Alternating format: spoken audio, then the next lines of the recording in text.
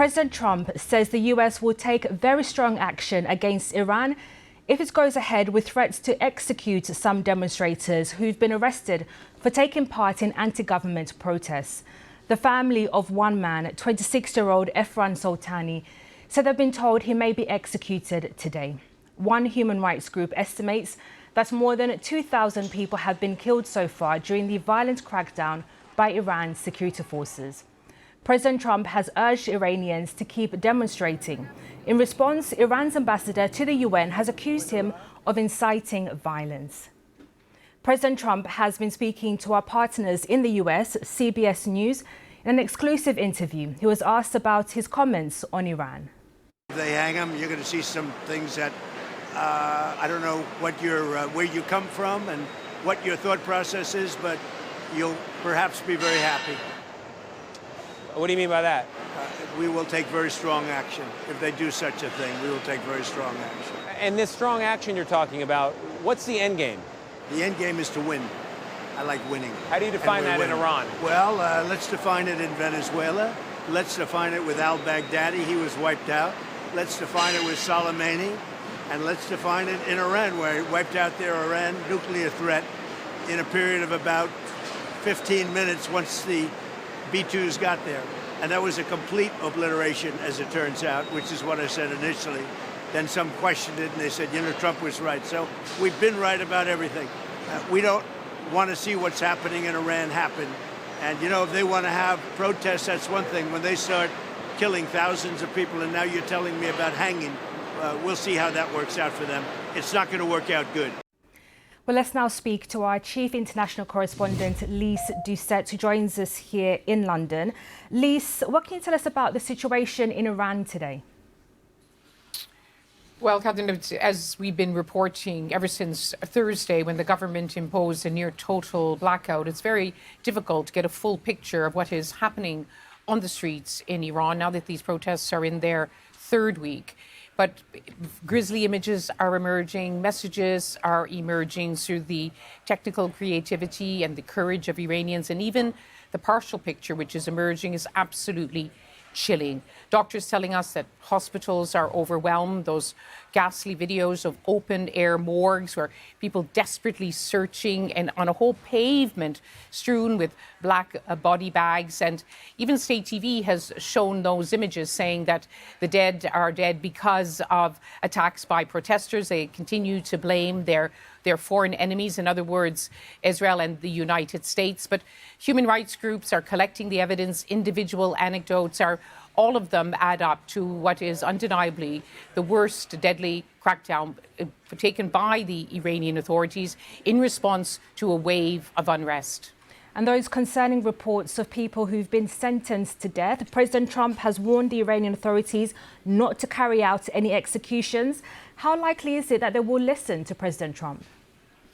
That interview is interesting because President Trump clearly hadn't heard about the case of Mr. Soltani, whose family, as you reported, fear he could be executed today, and he was only arrested last Thursday.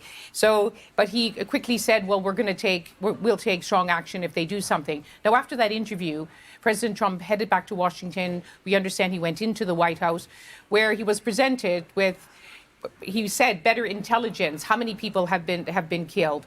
How have they died? What has been happening on the streets? Something to give him, we understand, a basis on which to take what could be really, really crucial decision on what happens next in Iran. And there's a whole array of options. It could be kinetic. He could order more military strikes, as he did last year, against Iran's nuclear sites, except this time it could possibly be, this is only speculation, of course, against assets or bases of the Islamic Revolutionary Guard Corps. At the other end of the spectrum is just providing more Starlink satellite terminals from SpaceX, owned by Elon Musk, to the protesters. But what really seems clear, Catherine, after days of questions, will he or will he not? Everything he says, everything we're hearing is that he has decided to do something. Many are urging him to do something, but we hear that Arab Gulf leaders, and they are very closely allied to President Trump. He listens to them. Saudi Arabia, Qatar, UAE are telling him, no, don't call in for a military strike. That is just going to destabilize the entire region. Lise, thank you. That's our chief international correspondent, Lise Doucet there. Well, let's now speak to Avia Sheki from the human rights organisation Hengao. Thank you for joining us on the BBC, and you join us from Luxembourg. Now, you've been following the case of Erfan Soltani that we've been reporting on here. What can you tell us about his detention and his condition? First of all, thank you for having me. We have learned that Erfan Soltani was arrested on January 8th, and in the recent days and just 4 days after his arrest, the family was informed that he had received death sentence without explaining his charges. We don't know how was the trial, when was it took place, and how they charged him. There's absolutely no information about his case, and the authorities only has told his family that he was arrested in connection to the current protesters, but there's no evidence to back up this claim by the authorities. So, and his execution was scheduled for today, Wednesday, but till now, because of the internet cut off, we have not been able to reach his family to receive an update. The last update we received was that his family were trying to go to the Qasr Hazar prison. That's where they say that Erfan is being held to at least have their final meeting with Erfan, or to prevent the execution. But we have not been able to receive any information since last night from the family. Yes, and from your assessment, how many Iranians are facing a similar fate, being sentenced to death after protesting? We have learned that till now more than 5,000 people have been arrested based on the mass wave of arrest has been carried out in Iran. And all of the people who have been arrested, their lives in danger. We have heard from the General Chief Justice of Iran, Mohsen Aji, and the leader Ali Khamenei, that they describe the protesters as riots, and they are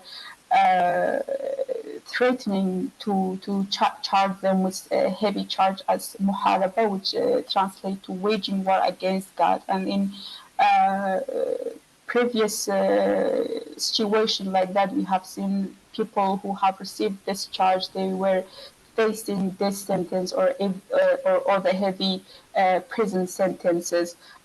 Also, it's not just the charge that we are afraid that the people who have been arrested, they be faced also the maltreatment in the prisons, the torture that they might receive, that we saw during the Women Life Freedom movement. Dozens of people died under torture, so the same thing can happen and during the recent arrests also. And talk to us about how you're getting information out of Iran. Is there any hope that the internet's connection to the country could be improving?